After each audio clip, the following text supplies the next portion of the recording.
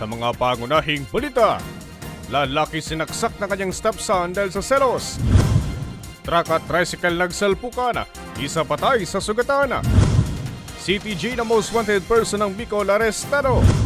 At 8 lokal na pamahalaan sa Bicol, ginawaran ng Balangay Seal of Excellence ng PIDEA.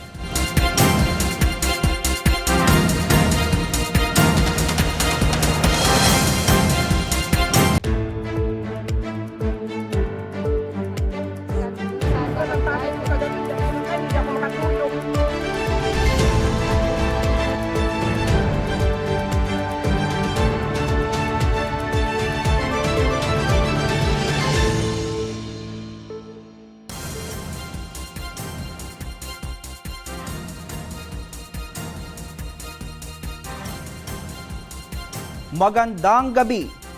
Narito na mga balitang dapat ninyong malaman ngayong Miyerkules, ika-6 ng Agosto taong kasalukuyan.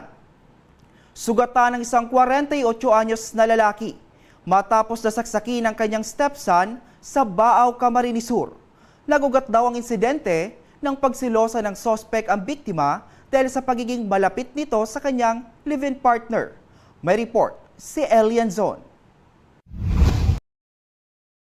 Arestado ang isang 24 anyos na lalaki matapos nasaksakin ang kanyang 48 anyos na stepfather hapon nitong linggo sa kanilang lugar sa Barangay Santa Eulalia, Baaw, Camarines Sur. Batay sa investigasyon ng Baaw Municipal Police Station, nagkaroon ng pagtatalo ang biktima at ang sospek na nag-ugat umano sa pagselos ng sospek sa pagiging malapit ng biktima sa kanyang live-in partner hanggang sumantong sa pananaksak gamit ang isang kitchen knife. Isang tama ng saksak sa kaliwang bahagi ng dibdib ang tinamo ng biktima na agad naman na isinugod sa ospital ng mga rumespondeng tauhan ng MDRRMO.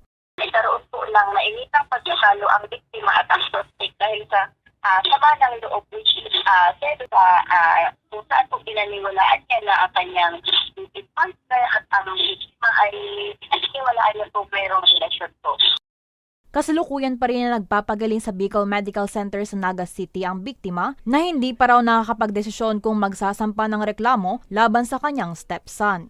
Yung hindi pa daw po nagpapail ng kaso kasi kulang pa daw po yung mga papel na kailangan at yung witness po yung testimony po. Depende pa din po sa victim, sa family kung magsasampa po sila ng kaso kasi magkamag-anak din po kasi sila eh. Pero kung makompleto po, kung gusto pong magsampa, itutuloy po. Pero nasa desisyon pa rin po kasi nila yun kung itutuloy nila yung kaso or hindi po. Paalala naman ng pulisya, huwag daanin sa init ng ulo ang hindi pagkakaintindihan para maiwasan ang ganitong mga insidente. Para sa mga balitang Tatak Bicol, Elian Zon.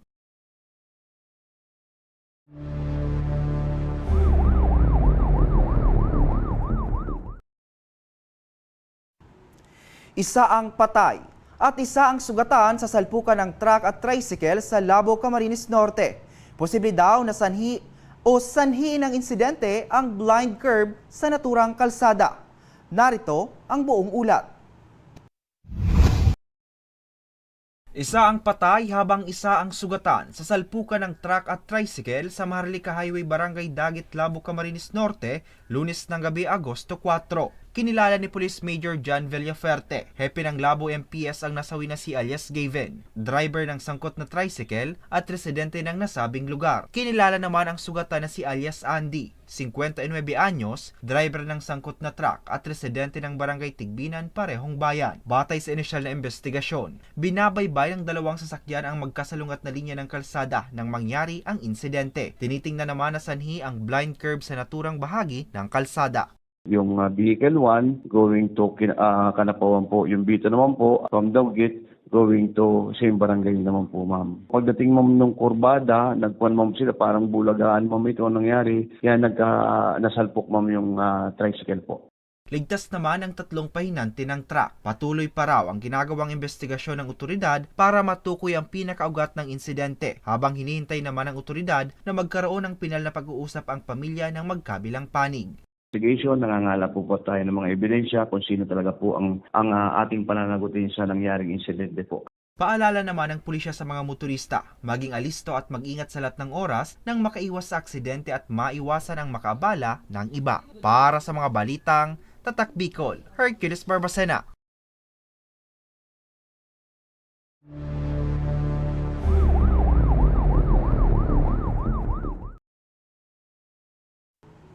Napasakamay na ng otoridad ang CTG member na itinuturing na top 1 most wanted person ng Bicol. Naharap siya sa patong-patong na kaso. May report si Angeline Dagta. Hawak na ng otoridad ang itinuturing na rank 1 most wanted person ng Bicol matapos na mga corner sa ikinasang joint operation ng PNP at AFP sa Barangay Kawayan Exterior, Masbate City alas 2 ng hapon kahapon, Agosto 5. Kinilala ang suspect na si alias Jerome, 35 anyos, residente ng Masbate City at miyembro umano ng Kumiteng Larangang Guerrilla o KLG North na kumikilos sa ilalim ng Sub-Regional Committee 4 ng Bicol Regional Party Committee sa ilalim ng pamumuno ni Luding Tolingin o alias Daddy. Ayon kay Police Captain Estrella Torres, Public Information Officer ng Masbate Police Provincial Office, naharap ang suspect sa 4 na bilang ng murder, 2 bilang ng attempted murder, 1 frustrated murder at 2 bilang ng paglabag sa international humanitarian law. As a background, ma'am, si alias Jake or Jerome po ay itinuturing pong sangkot sa iba't ibang mararahas na insidente dito sa Masbate. So, bali ito po yung kaso niya na 9851. Ito na po yung ikinasa po sa kanila nung na-involve po siya sa pagkamatay po ni Kit Absalon, yung dito po ma'am sa Barangay Anas, Masbate City po last June 2021. Naging matagumpay ang operasyon sa pangunguna ng Criminal Investigation and Detention Group o CIDG Masbate Provincial Forensic Unit, katuwang ang Regional Intelligence Unit 5, 94th Special Action Company, Masbate Maritime Police Station, 96th Infantry Battalion, Provincial Intelligence Unit Masbate PPO at Masbate City Police Station. Minobilize po ng ating mga operatiba yung mga DINs po natin at saka yung support din po ng ating community. So coordination po din sa ating mga operatiba ng ibang units para po ma-consolidate po yung mga information para po mahuli na po itong suspect. Yung magiging sentensya po ng verdict ng judge sa kanya is habang buhay na pagkakakulong. Yun po ang makukulong na po siya habang buhay. Nasa kustudiya pa ng CIDG Masbate ang suspect para sa kaukulang dokumentasyon at disposisyon. Para sa mga balitang Tatak, Bicol, Angeline Dagta.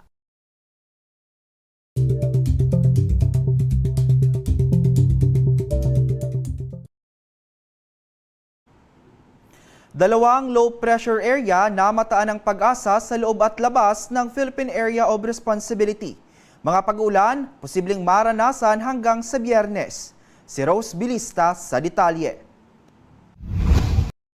Dalawang low-pressure area o LPA ang binabantayan ngayon ng pag-asa. Lunes ng gabi, Agosto 4 nang pumasok sa Philippine Area of Responsibility ang unang namataang sama ng panahon. Ayon sa pag-asa, ang panakanakang pag-uulan partikular sa silangang bahagi ng Virac Catanduanes ay dulot ng LPA na nasa loob ng PAR, ngunit mababa naman daw ang tsansa nitong maging ganap na bagyo. Sa kabila nito, asahan pa rin daw ang mga pag-ulan hanggang sa Biyernes.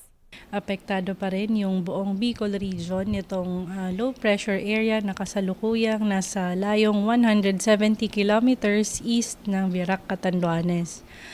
Maliban dito, may isa pang sama ng panahon na binabantayan ng pag-asa na namataan kaninang umaga sa labas ng PAR, pero mababa pa rin umano ang tsansa nitong maging bagyo.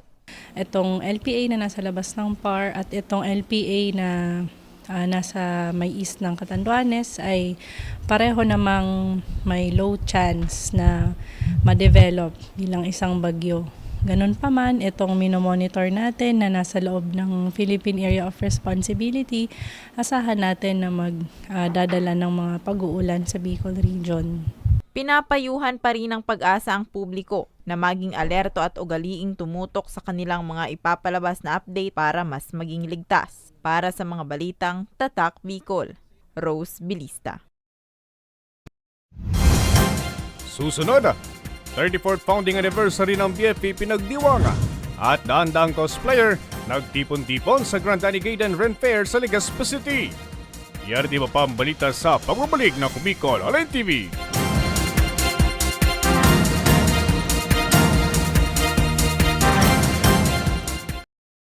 Libo-libo na ang mga nabigyan ng tulong medikal. Bata, matanda, kahit sino man, lahat ng mga may karamdaman, may maaasahan. nagpapasalamat sa Ako Bicol Party List. Hindi po namin makakalimutan ang tulong na dinala ninyo dito sa aming bayan. Maraming salamat po. Dahil iisa lang ang tunay na nagmamalasakit. Ako Bicol, katabang na, kasurog pa. Problema sa tubig, agarang binigyang solusyon. Nagpatayo ng mga solar-powered water supply system sa mga liblib na lugar. Libre, malinis at maaasahang supply ng tubig 24/7. Dakulaon ng pagpapasalamat niya mo, dahil may kamalilinguan habang kami nabubuhay. Dakulaon nining tabang para sa gabos na tao digdi. Salamat po. Para sa ating mga kababayang nasa laylayan, Ako Bicol, katabang na, kasurog pa.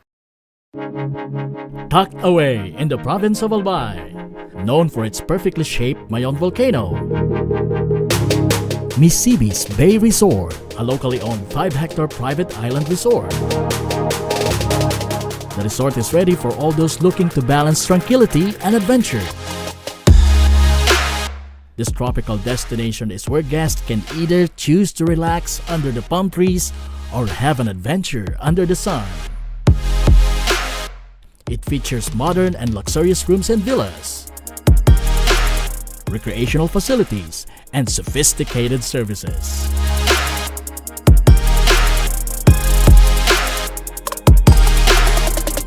Come and experience Misibis Bay Resort, your tropical island getaway.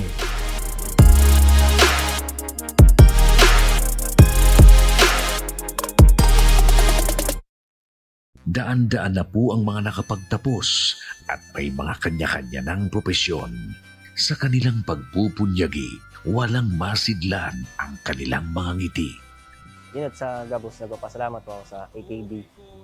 Gusto ko lang po magpasalamat sa Ako Bicol sa opportunity na tigtatao po arog po sa kuya na estudyante. Dahil naandyan lang, katuwang lagi, Ako Bicol, katabang na, kasurog pa.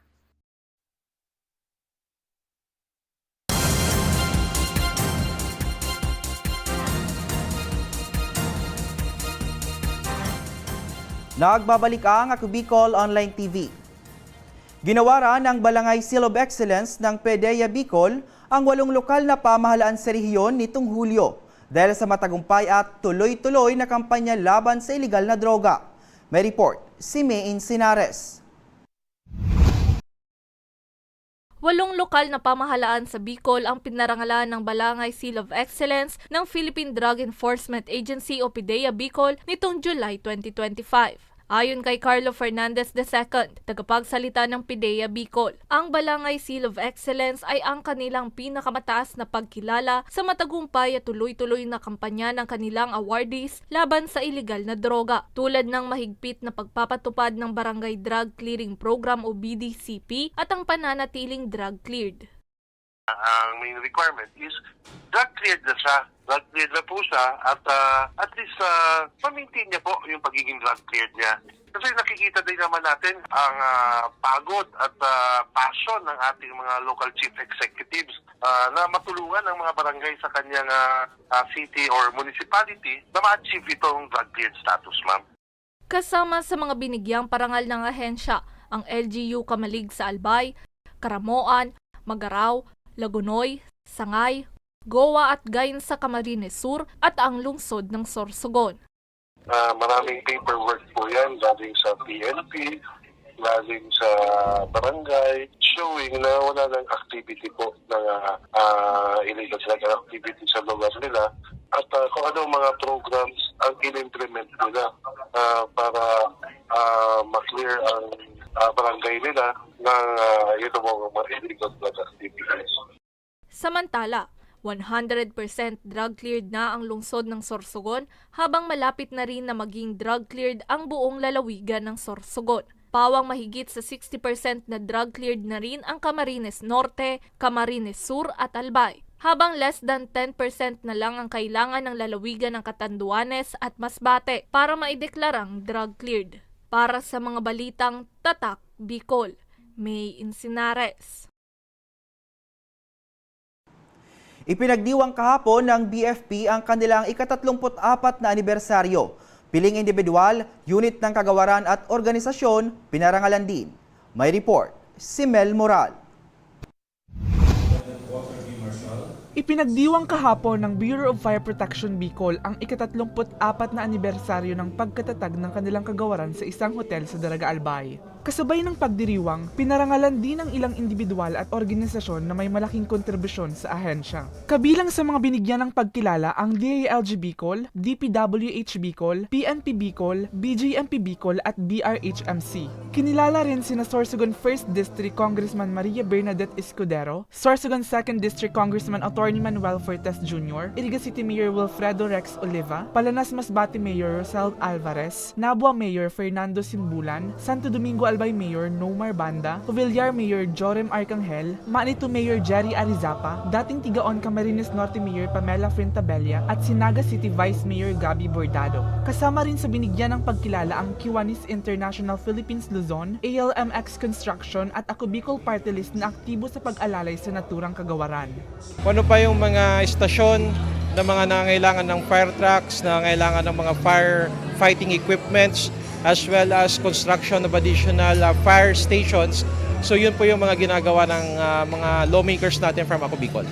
Ginawaran din ng parangalang BFP Albay, BFP Camarines Norte, BFP Catanduanes, BFP Masbate, BFP Sorsogon, BFP Camarines Sur at BFP Regional Office 5. Kinilala naman ang Kamalig Fire Station bilang Best Municipal Fire Station, Best City Fire Station ang Naga City Fire Station, at Best Provincial Office of the Year ang Office of the Provincial Fire Marshal ng Camarines Sur. Ang pag-iwas sa sunog ay hindi lang obligasyon ng bumbero. Tandaan po natin, kung hindi nyo alam yung telephone number ni BFP, malilate din po ang aming pag-responde. Fire prevention is the responsibility of everyone. Tandaan po natin, sa pag-iwas sa sunog, hindi ka nag-iisa.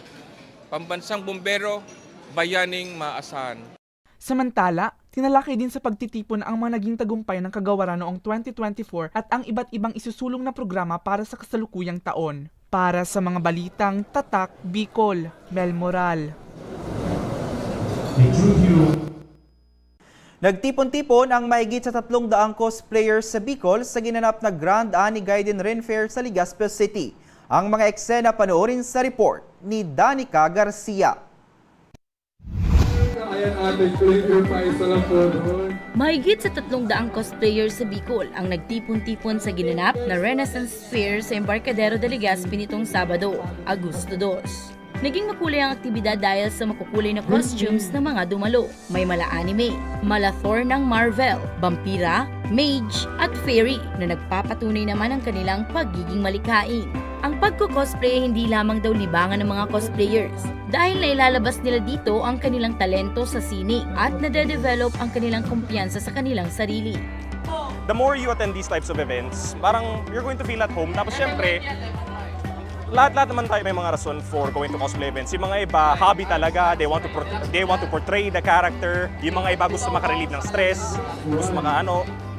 And yung mga iba naman, siguro yun nga, camaraderie, in the spirit of camaraderie lang po, na attending these events. Siyempre, hindi naman lahat ng mga nandito sa event kilala nyo po. Siyempre po yung fulfillment, tapos yung the achievement po na makasalamuha po yung mga tao dito, yung mga passionate people like me. And of course, as someone who's creative, nagka-craft din po ng sariling props. Mas napapalabas ko pa yung creativity. It's really fun. It's cool to come out and see everybody in their costumes and all of the items that people are selling and stuff like that. So it's a lot of fun. Bukod sa cosplay, tampok din sa aktibidad ang iba't ibang art crafts ng mahigit 10 exhibitors. Rinig namin itong event, super excited kami. So yung products namin, meron po kaming copper wire, accessories, mga jewelries, keychains na parang weapons, tapos meron pong potions, which is yung mga accessories na po yun, inspired po siya sa game or yung mga mythological na mga kwento-kwento sa Western na culture. Yun po yung pinifeature talaga ng booth po namin. So, ang mga binibenta ko po are crochet products po.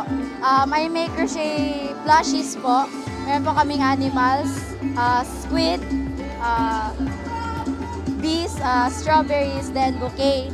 Meron din po kami, nagtitrade din po kami ng cards, Pokemon. Meron po kami Pokemon cards, both English, Korean, Japanese. Meron din po kaming OG Filipino gacha, tinatawag po namin. It will bring you back memories ng mga kabataan kayo, which is, ang tawag natin, bunot-bunot. Nasa likod ng aktibidad ang Revamp Production na nagdiriwang ng kanilang ika-3 anibersaryo. Bukod sa cosplay, art crafts display, nagkaroon din ng Beyblade Tournament, tarot card reading, mini-games at musical performance. Po kasi yung very first rent fair dito sa Albay, since marami po kasi nagre-request ng mga cosplayers na magkaroon din daw kami ng sariling rent fair. So ayun po, pinagbiyan po namin sila na. Layunin ng aktibidad na maibida ang talento ng mga Bicolano artist na may malaking hilig sa sining. Para sa mga balitang Tatak Bicol, Danica Garcia. At yan ang mga balitang nakalap ng Ako Bicol News Team. Ako po si Hercules Barbasena. Salamat!